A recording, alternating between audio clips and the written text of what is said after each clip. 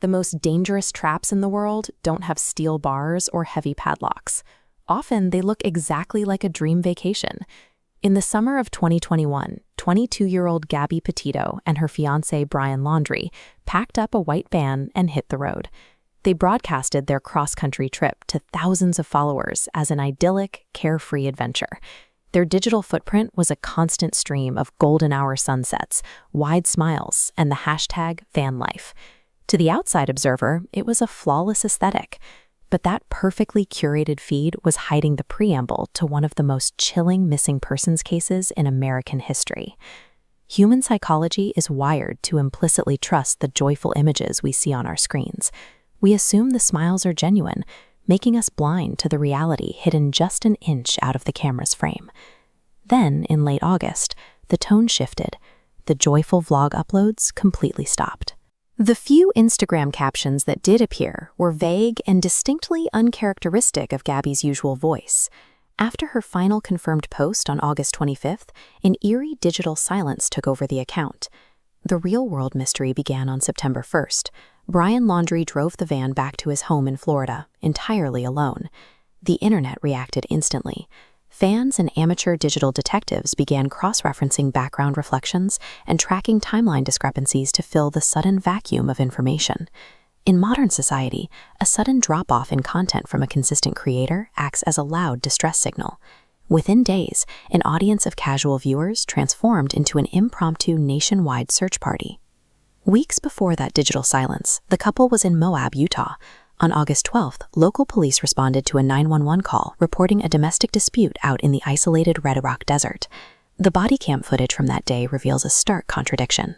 Multiple witnesses explicitly reported seeing Brian hitting Gabby, yet on camera, a visibly distressed Gabby takes the blame for the entire argument. To understand why a victim would do that, you have to look at a psychological concept known as coercive control. This diagram shows how that dynamic works.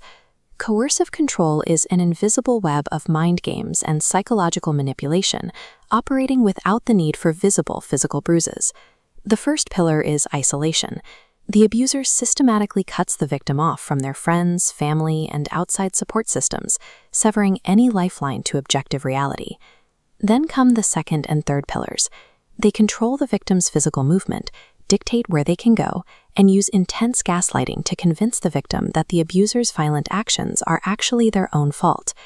Because the traditional legal system relies almost entirely on visible physical injuries, this strategy is effective.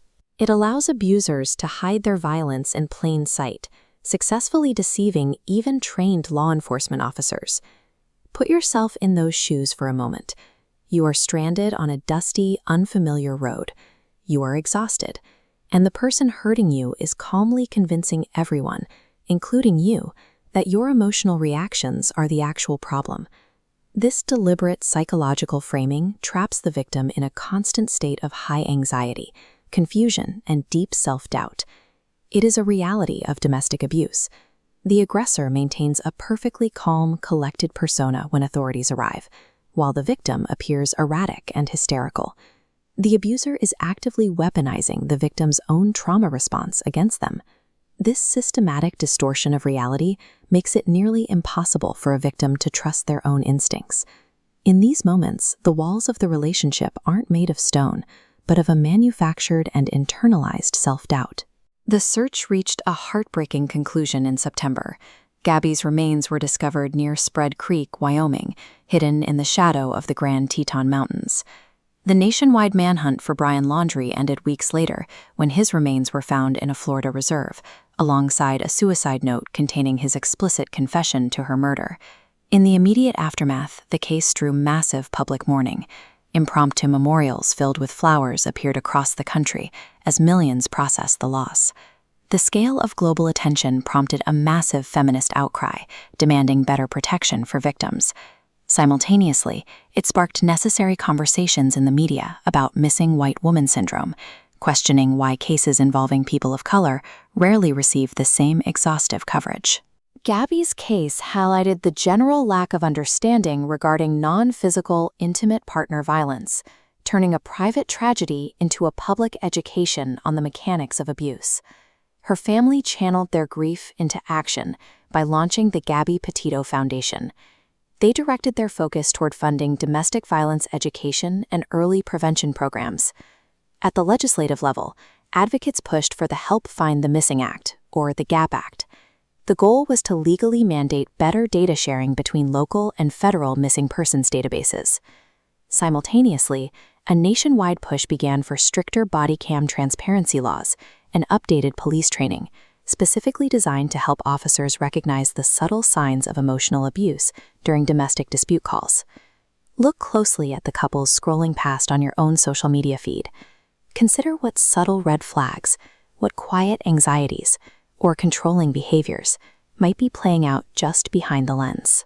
Justice for Gabby means moving beyond the details of a single investigation to reform the legal framework itself, ensuring these invisible traps are exposed before they can snap shut.